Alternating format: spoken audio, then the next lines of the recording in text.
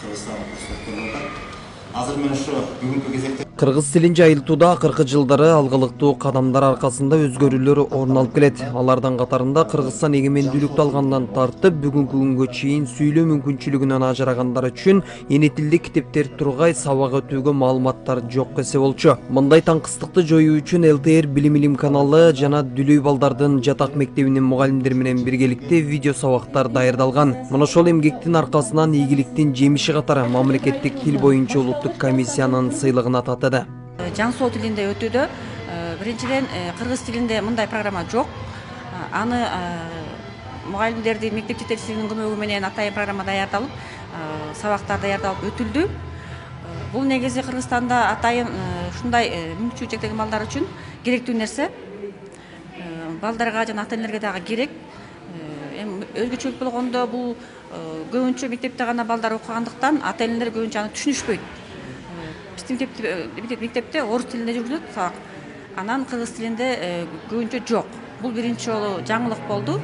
Аталган долбоорду иш жүзөгө ашырууда орус тилдеги сабактарды кыргыз тилине которуу менен гана чектелбестен үй тамгаларын дактил менен пайдалануу ыкмаларын иштеп чыгуу зарылчылыгы келип чыккан.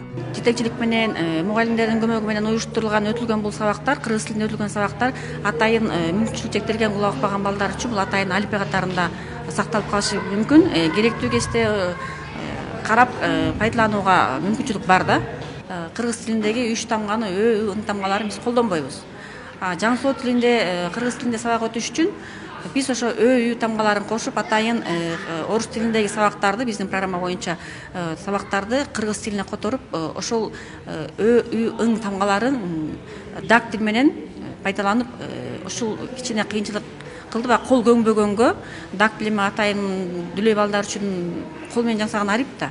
Ошол экинди жасоодо кичине кыйынчылыктар болду. Бирок ал эми акырындык менен боло турган нерсе. Коомду мындай аярлуу катмарын толуктаган жарандар үчүн багытталган мектеп, бала бакчалар саналуу гана болгондуктан алыска региондон алып келип окутуу ата-энелердин чамасы жетпейт.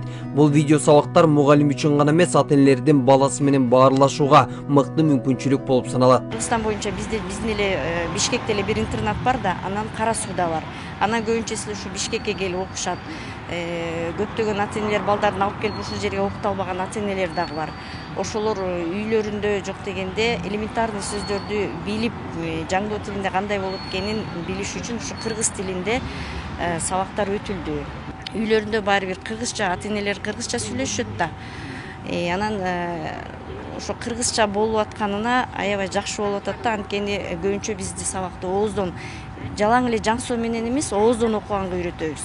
Ар бир сөздү балда ооздон окугангачы. Анан үйүндө ата-энеси кыргызча сүйлөп атса, бала түшүнбөйт да. Ал ушу кыргызча болуп аткан аябай эле жакшы болуп атат. Анткени үйдөгү ата-энелер менен дагы баарлашууга бул аябай жакшы мүмкүнчүлүк. Мындай долбоор мүмкүнчүлүгү чектелгендердин катмарын коомго аралаштыруу максатын көздөп, Кыргыз Республикасынын өкмөтүнүн токтомунун негизинде ишке ашырылды.